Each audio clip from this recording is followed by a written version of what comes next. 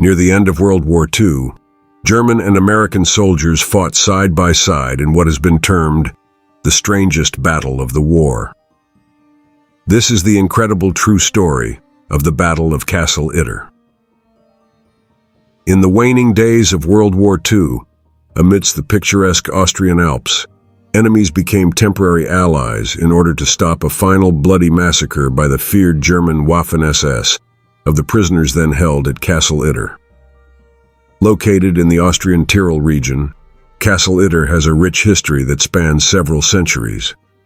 Nestled among rolling hills and dense forests of the Austrian Alps, it was constructed in the late 13th century, around 1270, originally built as a medieval fortress that was named Schloss Wernstein, or Wernstein Castle. Its primary purpose was to serve as a defensive stronghold, protecting the nearby trade routes and regions from potential threats. Over the centuries, Castle Itter changed hands several times and underwent various renovations. It served as a residence for various noble families, including the Wernstein and Polheim families. The castle's strategic location made it valuable for controlling the surrounding territory.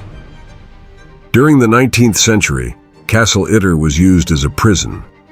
This period marked a significant shift in its role, as it transitioned from a noble residence to a facility for incarcerating criminals.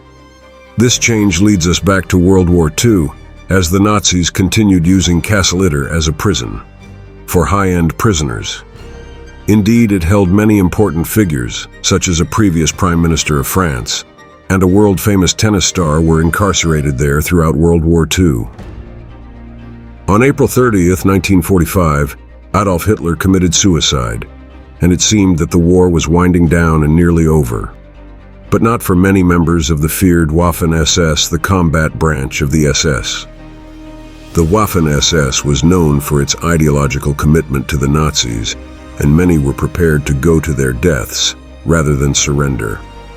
Near to the castle were approximately 100 to 150 Waffen SS, led by Captain Kurt Siegfried Schrader, and they were about to attack in one final battle. The history of the Waffen SS is closely tied to the broader context of Nazi Germany and World War II.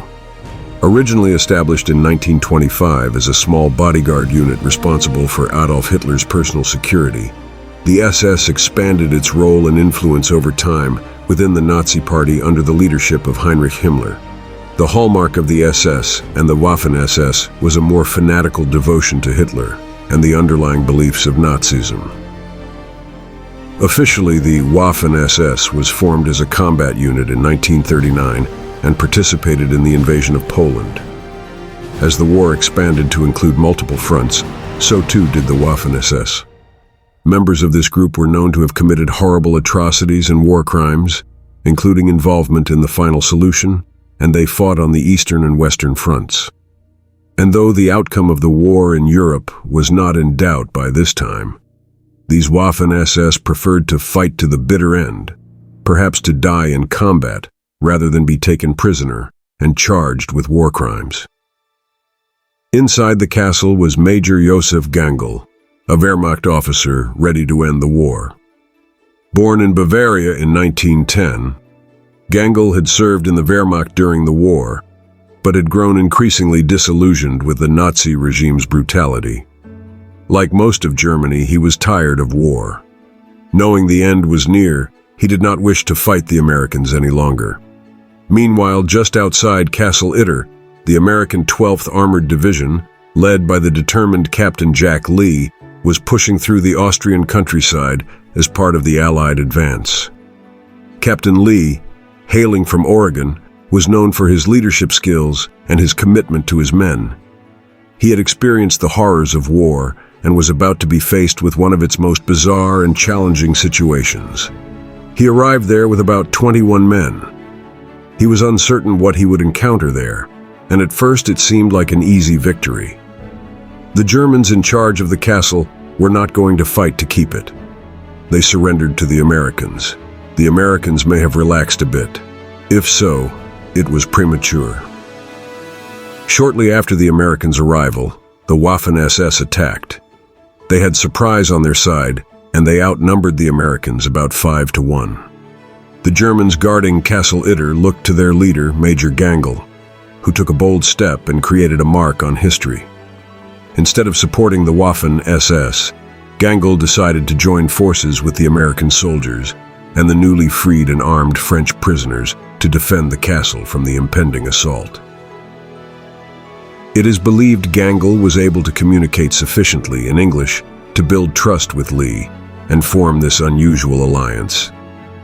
Captain Lee accepted this bizarre alliance out of necessity, knowing the Waffen SS would likely massacre all the prisoners if they won. On May 5, 1945, as the morning sun cast long shadows on Castle Itter, the SS launched their assault. The battle for the castle had begun. The defenders, a motley crew of American soldiers, Wehrmacht troops, and French prisoners, were armed with a mix of weapons and sheer determination. The battle raged on for hours, with the defenders and the SS engaged in fierce combat. Hand-to-hand combat within the castle's walls became a desperate struggle for survival. The prisoners, the Americans, and the Allied Germans were still outnumbered, and the tide of battle was not in their favor. Until reinforcements from the 142nd Infantry Regiment of the U.S. 36th Infantry Division arrived, breaking the SS siege. The SS forces were pushed back, and the siege was broken. With the Battle of Castle Itter won, the prisoners inside the castle were finally liberated, and the unlikely alliance between former enemies dissolved as quickly as it had formed. While the exact number of casualties may never be known with absolute certainty, it is clear that both sides suffered in the Battle of Castle Itter.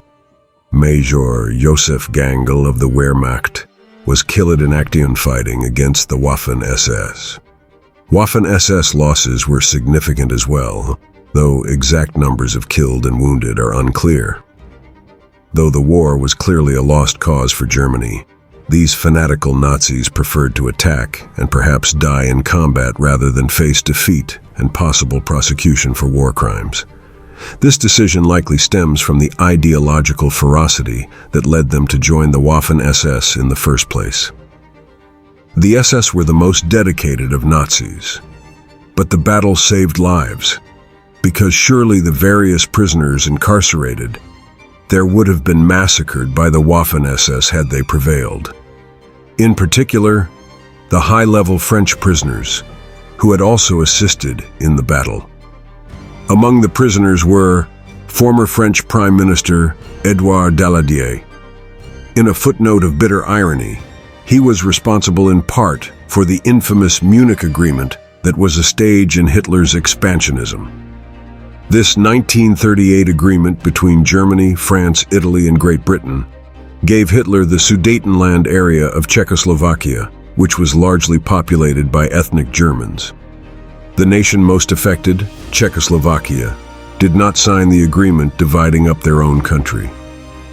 British Prime Minister Neville Chamberlain famously claimed at the time in 1938 that this agreement gave Europe peace in our time. In hindsight, it's clear it was just an appetizer for the dictator and a ruse to give Hitler more time to prepare for larger military actions. Paul Reynaud, the Prime Minister of France in 1940 when the Nazis invaded, he resigned upon France's defeat and was arrested by the Vichy regime. The collaborationist government led by Marshal Philippe Pétain and imprisoned at Castle Itter. He remained a symbol of resistance to the German occupation during the war. French tennis star Jean Barotra was also incarcerated at Castle Itter. He was known by fans as the Bounding Basque, and he won numerous Grand Slam titles before the war. Karl von Habsburg, the last emperor of Austria. His reign as emperor was a brief period at the end of World War I. General Maurice Gamelin, a prominent military strategist. A number of French resistance fighters were also trapped inside Castle Itter. They joined in the battle against the Waffen SS upon liberation. The presence of this eclectic group within the castle added a layer of complexity to the battle. Some were men who had once wielded great power, and now found themselves relying on the courage and resourcefulness of their fellow prisoners and the very Germans who had held them captive. But this group did work together and were able to hold off the Waffen SS diehards long enough to be relieved by American infantry units. It was a strange collaboration, and one the participants would never forget.